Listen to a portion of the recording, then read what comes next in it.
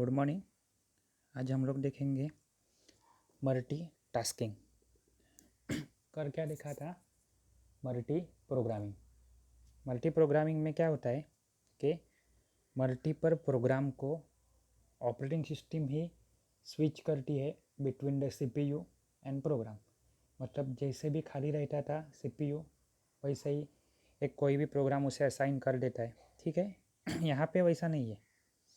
यहाँ पे क्या है कि हम लोग प्रोग्राम को छोटे पार्ट से देखते हैं। यानी देखो, सामने मैंने कैसे लिखा है कि एक बड़ा प्रोग्राम नाम से वर्ड लिखा है और उसके पार्ट यानी क्या बोलते हो उसको, प्रोसेस या टास्क बोल सकते हो। मतलब तुम्हारे समझदारी के लिए तुम लोग ऐसा बोलोगे कि एक प्रोग्राम के अंदर टास्क या फिर प्रोसेस रह सकती है। प्रोसेस के अंदर प्रोग्राम रहेगा क्या? नहीं। और एक डायग्राम देख लो, ये देखो, ये प्रोग्राम बड़ी क्वांटिटी है, प्रोग्राम के अंदर प्रोसेसेस रहती है। यानी मल्टी प्रोग्रामिंग और मल्टी प्रोसेसिंग डिफरेंट डिफरेंट चीज़ है। मल्टी प्रोग्रामिंग के अंदर मल्टी प्रोसेसिंग आ सकता है, लेकिन मल्टी प्रोसेसिंग मतलब मल्टी प्रोग्रामिंग नहीं है। ठीक है। अभी आप बोलोगे प्रोग्राम और प्रोसेस क्या है, अलग अलग है क्या? तो प्रोग्राम मतलब क्या रहता है, एक सिंपल आपका सी प्रोग्राम देख लो। अभी आप थर्ड ईयर में हो, आपको बहुत सारे एग्जाम्पल मालूम रहेंगे प्रोग्राम के। तो प्रोग्राम क्या है कि अपने पास बहुत सारी इंस्ट्रक्शन रहती है, एक के बाद एक, एक के बाद एक। तो वो उससे क्या बनता है, एक प्रोग्राम बनता है। कोई भी प्रोग्राम हो, ऑपरेटिंग सिस्टम का हो, सी प्रोग्राम हो, C++ का हो, जावा का हो। लेकिन जब भी आप प्रोग्राम रन करते हो तभी पूरा प्रोग्राम कभी एक साथ में रन नहीं होता। वो क्या होता है, line by line, one after one, एक के बाद एक एक एक एक रन होता है। और जो पार्ट रन होता है वही कहाँ पे आता है, मेमोरी में आता है। तो इसीलिए कि program is the passive entity. आपका खुद का बुक देख लो, आपका बुक कभी चेंज होता है क्या? नहीं, वैसा का वैसा है। तो वो बन गया प्रोग्राम। लेकिन आप डेली पढ़ते हो तो डेली एक एक एक एक पेज पढ़ते हो। तो आज आप जिस पेज पे हो वो पेज क्या बन गया, आपका टास्क हो गया या फिर प्रोसेस हो गई। पेज रोज आगे आगे जाने वाले हैं। इसीलिए प्रोसेस को क्या बोलते हैं, एक्टिव एंटिटी। और बुक क्या है, वैसा का वैसा रहने वाला है। 200 पेज का बुक है, बुक आज भी वैसा है, कल भी वैसा है। यानी वो प्रोग्राम हो गया, यानी आपका पैसिव एंटिटी हो गई। लेकिन प्रोग्राम के अंदर चीज़ें आगे आगे आगे आगे जाती है, तो वो क्या हो गई, एक्टिव एंटिटी हो गई। ये डिफरेंस बाद में हम लोग को देखना है, जो एग्ज़ाम में पूछते हैं। अभी के लिए हम लोग क्या देख रहे हैं, मल्टीटास्किंग। मल्टीटास्किंग क्या होता है कि मल्टी प्रोग्रामिंग में हम लोग क्या करते थे, डिफरेंट डिफरेंट, हम लोग मतलब ऑपरेटिंग सिस्टम क्या करती थी, डिफरेंट डिफरेंट प्रोग्राम को स्विच करती थी according to according to monitoring the busyness और आइडरनेस, और कितना फ्री है, अवेलेबल है कौन, सीपीयू। लेकिन यहाँ पे ऑपरेटिंग सिस्टम की जिम्मेदारी किसने ले ली है, हम लोग ने ली है। हम लोग यहाँ पे स्विचिंग करेंगे amongst the different different task या फिर प्रोसेस, बराबर है। तो बेस्ट एग्जांपल क्या है आपके पास कि हम लोग ऑपरेट करते रहते हैं माइक्रोसॉफ्ट वर्ड, पीछे गाना सुनते रहते हैं। तो माइक्रोसॉफ्ट वर्ड को हम लोग जैसे भी मिनिमाइज करते हैं और गाना सुनते हैं, उसको चेंज करते हैं, तो एक्टिव स्टेट पे कौन चला गया, गाने, सॉन्ग प्लेयर। फिर मैं मिनिमाइज उसे करता हूँ और लॉगिन करता हूँ फेसबुक पे, इंस्टाग्राम पे, तो ब्राउज़र एक्टिव हो गया। मतलब ये अलग अलग टास्क है। यहाँ पे स्विच करने वाला कौन है, ऑपरेटिंग सिस्टम है क्या? नहीं है। यहाँ पे स्विच करने वाले कौन है, हम लोग है, यानी यूज़र है। यानी हम लोग एक्सप्लिसिटली कर रहे हैं। In case of multi programming हम लोग कुछ नहीं कर सकते। पूरा का पूरा जिम्मा किसका दिया हुआ रहता है, तो आपके मल्टी प्रोग्रामिंग का जिम्मा किसके ऊपर रहता है, तो आपके ऑपरेटिंग सिस्टम के ऊपर रहता है। अभी और एक डायग्राम देख लो,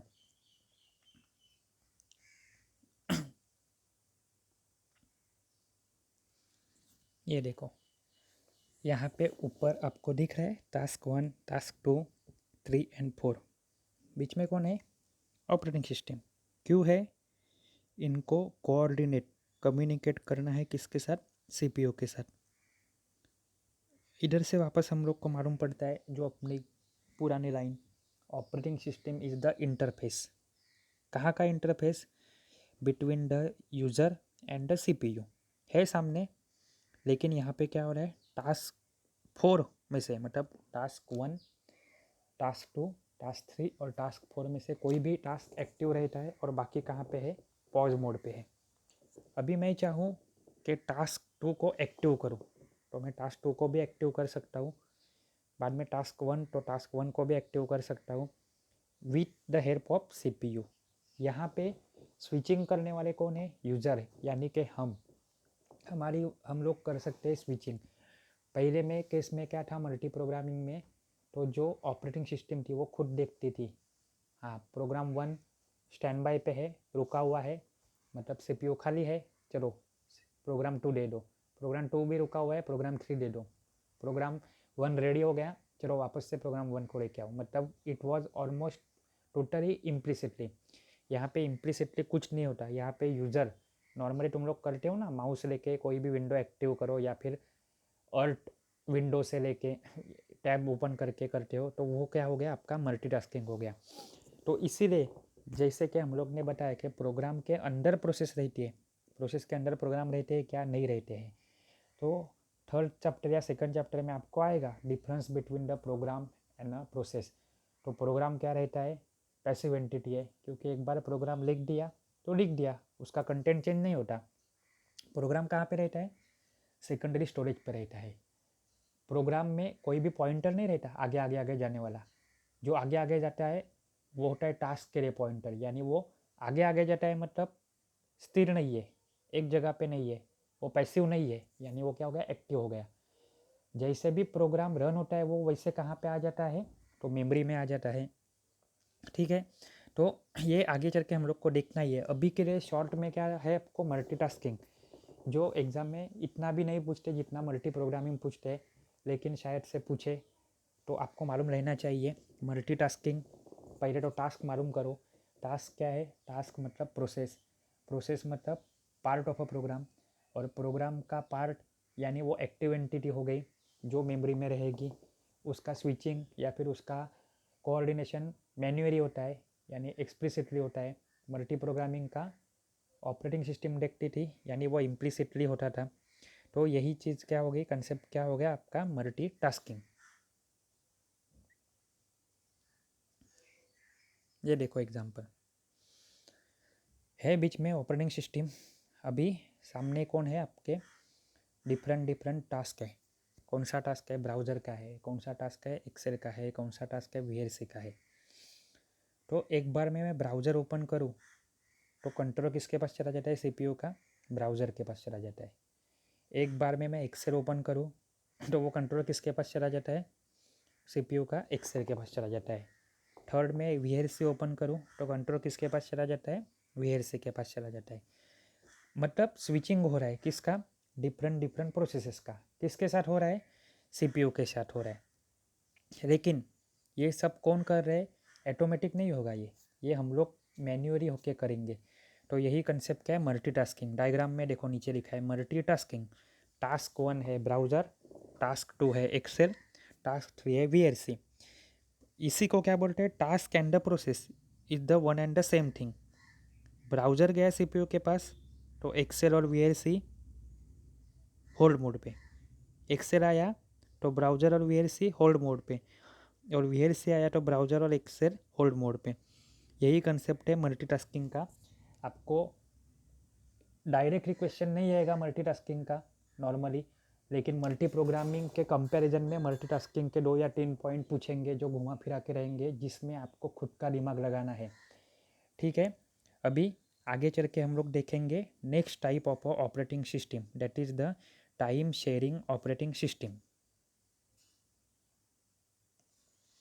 ये देखो, ये है टाइम शेयरिंग। शेयर करना मतलब क्या, किसी भी चीज़ को मिर बांट के खाना।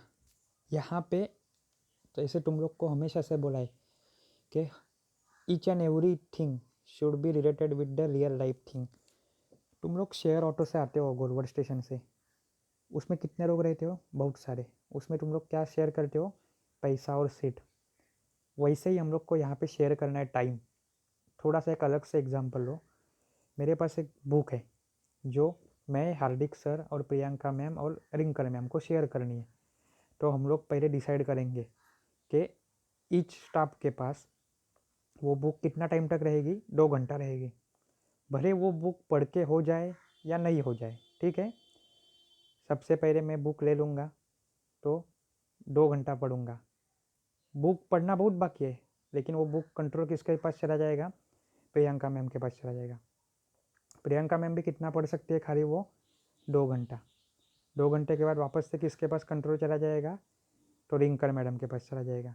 वो भी कितना पढ़ेगी, 2 घंटा। वापस किसके पास चला जाएगा, हार्दिक सर के पास। हार्दिक सर भी कितना टाइम पढ़ेंगे, 2 घंटा। वो वापस किसके पास चला जाएगा, मेरे पास आएगा।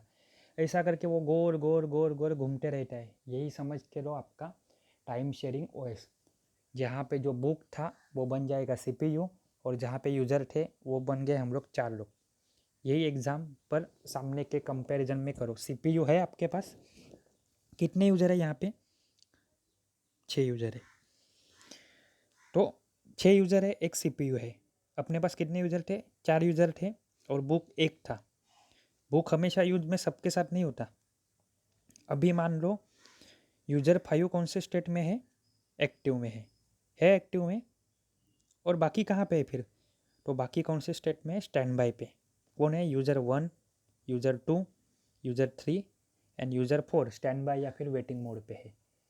एक डायग्राम आएगी आगे चल के, आपको सिंपल डायग्राम है जिसको 6 या 5 मार्क मिलेंगे, प्रोसेस स्टेट डायग्राम।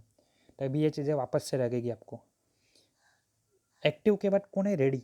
रेडी रहता है मतलब क्या है, रेडी मतलब हमारी पूरी तैयारी हो चुकी है, खाली पे क्वेश्चन पेपर आना बाकी है हाथ में। हमारी पूरी तैयारी हो चुकी है, खाली हम लोग को घूमने जाने के लिए गाड़ी आनी बाकी है, बाकी पूरी तैयारी हो चुकी है, बैग भी। वैसे ही रहती है रेडी स्टेट। रेडी स्टेट के पास सब कुछ रहता है। तो क्या नहीं रहता, रहता नहीं है, वो रहता है सीपीयू। क्यों, अभी यूज़र 6 रेडी स्टेट पे है, उसके पास सीपीयू है क्या, नहीं है। वो सीपीयू किसके पास है, तो यूज़र 5 के पास है, और यूज़र 5 एक्टिव है। उसके बाद क्या होने वाला है कि टाइम शेयरिंग ओएस में each and every user will get equal amount of time. उसी को क्या बोलते हैं, टाइम स्लाइस बोलते हैं। स्लाइस मतलब क्या, टुकड़ा, बराबर है, जो सबको सेम मिला जाएगा। यानी यूज़र 1 रहे, 2 रहे, 3 रहे, 4 रहे या 5 रहे, सबको सेम अमाउंट ऑफ टाइम के लिए अलोकेट होता है सीपीयू। यूज़र 5 के पास जो टाइम अलोकेट होगा, उसके बाद वो कहाँ पे चला जाएगा, यूज़र 6 के पास। तो यूज़र 6 रेडी स्टेट से कहाँ पे चला जाएगा, एक्टिव स्टेट में चला जाएगा। और यूज़र 1 कौन सी स्टेट में आएगा, रेडी स्टेट में आएगा। और अभी क्या होगा, यूज़र 2, 3, 4, 5 ये कहाँ पे चले जाएंगे, स्टैंड बाय या फिर वेट मोड पे चले जाएंगे। फिर एक टाइम आएगा जब भी यूज़र 6 का स्टेट खत्म हो जाएगा, तो यूज़र 1 कहाँ पे आ जाएगा, एक्टिव स्टेट पे आएगा। यूज़र 2 क्या रहेगा, अभी रेडी स्टेट। फिर नेक्स्ट टाइम पे क्या आएगा, यूज़र 2 एक्टिव रहेगा, तो यूज़र 3 रहेगा वेट स्टेट। फिर यूज़र 3 एक्टिव रहेगा तो यूज़र 4 रहेगा वेट स्टेट। फिर यूज़र 4 एक्टिव रहेगा तो यूज़र 5 रहेगा वेट स्टेट। और फिर वापस से क्या आएगा, यूज़र 5 एक्टिव स्टेट पे है तो रेडी स्टेट पे कौन चला जाएगा, यूज़र 6। ऐसा करके वहाँ पे देखो सीपीयू के नीचे एरो दिखाया है, वो एरो के हिसाब से सीपीयू का कंट्रोल क्या है, सबके पास घूमते रहता है। और कब तक घूमते रहेगा, उसके लिए वर्ड है टाइम स्लाइस। क्या है, टाइम स्लाइस, जो आपको प्रोवाइड किया जाएगा, ठीक है। एक है टाइम स्लाइस, यानी एक टुकड़ा। किसका टुकड़ा दे रहे हैं हम लोग, किसी रकड़े का, बुक का नहीं दे रहे, टाइम का स्लाइस निकाल के दे रहे हैं। किसे दे रहे हैं, तो ईच एंड एवरी यूज़र को। किसका दे रहे हैं, तो सीपीयू का दे रहे हैं। तो सीपीयू पर्टिकुलर टाइम तक उसी यूज़र के साथ काम करेगा। वो टाइम स्लाइस ख़त्म होने के बाद कहाँ पे चला जाएगा, तो आपके नेक्स्ट यूज़र के पास चला जाएगा। लेकिन उसको भी क्या मिलने वाला है, जितना टाइम स्लाइस है उतना ही टाइम पीरियड मिलने वाला है। वो टाइम पीरियड के बाद वो ऑटोमेटिक टाइम स्लाइस एक्सपायर हो जाएगा, ठीक है। अभी आप लोग बोलोगे कि इसका यूज़ क्या, ये कहाँ पे होता है, तो सेम कंसेप्ट आपको आगे चल के 3rd चैप्टर में सीपीयू शेड्यूलिंग करके है। सीपीयू शेड्यूलिंग मतलब क्या है, शेड्यूलिंग करना। किसका शेड्यूलिंग करना, सीपीयू का। क्यों शेड्यूलिंग करना है, सीपीयू के पास बहुत सारे काम रहते हैं।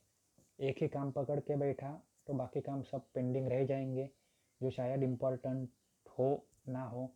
इसलिए सीपीयू का भी टाइम टेबल बनाना पड़ता है। जैसे अपना खुद का टाइम टेबल रहता है, कॉलेज का टाइम टेबल रहता है, कि कभी खेलना है, कभी घर पे जाना है, कभी लेक्चर है, कभी प्रैक्टिकल है, ठीक उसी तरह से शेड्यूलिंग करना रहता है। तो शेड्यूलिंग के अलग अलग क्राइटेरिया है कि फर्स्ट इन फर्स्ट आउट। आपको डेटा स्ट्रक्चर में मैं बोलता था कि क्यों डेटा स्ट्रक्चर अच्छे से पढ़ो, आगे चल के लगने वाला है, तो वही अभी यहाँ पे लगने वाला है। बाद में shortest job first, priority queue, बाद में राउंड रॉबिन। तो जो राउंड रॉबिन है, नाम में ये राउंड रॉबिन, राउंड मतलब गोल गोल घूमता है। तो राउंड रॉबिन अभी की डायग्राम में ही देखो, अभी भी क्या हो रहा है, सीपीयू का टाइम सबके साथ गोल गोल घूम रहा है। पहले यूज़र 5, फिर यूज़र 6, फिर यूज़र 1, फिर यूज़र 2, फिर यूज़र 3, यूज़र 4, यूज़र 5, वापस से यूज़र 6, ऐसा करके घूमते रहेगा। कौन? सीपीयू का कंट्रोल। कब तक? जब तक सामने वाले को सर्विस पूरी दे दे नहीं तब तक। ये डायग्राम सिंपल है, 101% एग्जाम में आएगी, आपको लिखना ही है, इजीली मार्क स्कोर कर सकते हो। क्या लिखना है आपको? कुछ नहीं करना है, सीपीयू निकालना है और बाजू में यूज़र निकालने हैं। और यूज़र की स्टेट मैं आपको रिमाइंडर के लिए याद करने के लिए इजी तरीका बोलता हूँ। देखो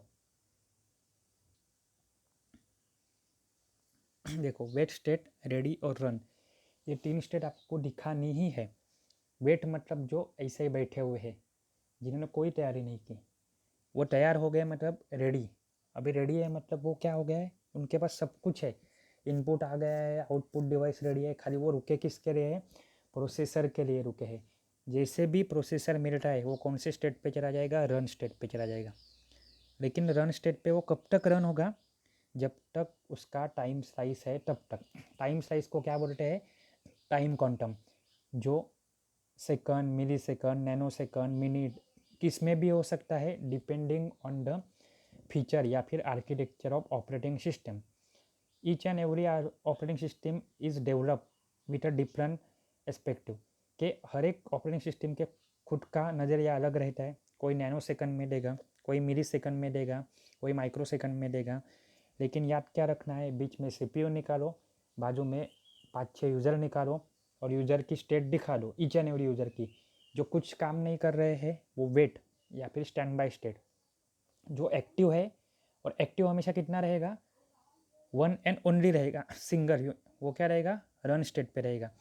और रन के बाद जिसको कुछ तो काम के लिए वो रुका है, यानी आगे चल के उसका कंट्रोल कौन लेने वाला है? जिसके पास सब कुछ रहेगा, खाली एक ही चीज़ नहीं रहेगी। वो कौन सी नहीं होने वाली है चीज़? तो वो चीज़ कौन सी है? सीपीयू नहीं है। तो वो कौन सी स्टेट है आपकी? रेडी स्टेट है। ये 3 चीज़ें आपको निकालनी ही है, नहीं तो आपको मार्क नहीं मिलेंगे। नहीं तो आप बोलोगे कि एकदम ईजी है सर, राउंड रॉबिन में क्या है, चक्री घूमती रहती है और हर एक यूज़र के पास जाता है। ऐसे नहीं है। साइड में हम लोग को लिखना है कि टाइम क्वांटम, टाइम स्लाइस जो नेसेसरी है। अगर टाइम स्लाइस में टाइम शेयरिंग में टाइम ही नहीं दिया तो उसकी वैल्यू क्या है? 0 है, आपको कोई मार्क नहीं देगा। इसीलिए क्या करना है, एक डायग्राम निकालो। जो कौन सी डायग्राम है? बीच में सीपीयू निकालो, बाजू में सर्कल निकालो और स्पेशली इंडिकेट करो। देखो यूज़र 5 कैसा है? डार्क सर्कल से किया हुआ है, यानी वो कौन है? एक्टिव स्टेट पे है। उसके बाद वाला कौन है? एम्प्टी सर्कल है, वो कौन सा है? रेडी स्टेट पे। और नीचे लिखना, रेडी स्टेट मतलब it will having everything except CPU. Active state मतलब currently in a control with the CPU. और बाकी user 1, user 2, user 3 and user 4 जिनको कोई इंडिकेशन नहीं है, लेकिन तुम लोग को खुद से होके लिखने हैं। क्या है वो? वेट स्टेट या फिर स्टैंड बाय। यूज़र 1 के नीचे भी क्या लिखना है? वेट या फिर स्टैंड बाय। यूज़र 2 के नीचे भी सेम लिखना है, यूज़र 3 के नीचे भी सेम लिखना है और यूज़र 4 के नीचे भी सेम लिखना है। और एरो भी देना ज़रूरी है, नहीं तो मालूम कैसे पड़ेगा कि डायरेक्शन कौन सा जा रहा है? एरो नहीं दिया तो मालूम थोड़ी पड़ेगा यूज़र 5 के बाद 4 पे जा रहा है कि 6 पे जा रहा है। इसलिए एरो कैसा दिया है यहाँ पे? वो लोग ने क्लॉकवाइज दिया हुआ है। ये क्या इंडिकेट करता है? 5 के बाद 6 पे जाएगा, 6 के बाद 1 पे जाएगा, 1 के बाद 2 पे जाएगा, 2 के बाद 3 पे जाएगा, 3 के बाद 4, 4 के बाद 5, 5 के बाद 6, 6 के बाद वापस से 1, 1 के बाद 2। तो यही सेम कंसेप्ट आपको अप्लाई करना है कहाँ पे? तो राउंड रॉबिन में। राउंड रॉबिन शेड्यूलिंग किसका है? तो प्रोसेसर का है। वहाँ पे भी आपको टाइम स्लाइस ही दिया जाएगा। ये आ गया मतलब वो चीज़ आ गई, खाली आपका जो सेकंड या थर्ड स्टैंडर्ड में बेसिक मैथमेटिक्स पढ़ा है वो आपको याद करना पड़ेगा कि ऐड करो, सब्ट्रैक्ट करो और एवरेज निकालो। ठीक है, तो आज क्या देखा अभी, मल्टीटास्किंग और time sharing operating system. Thank you.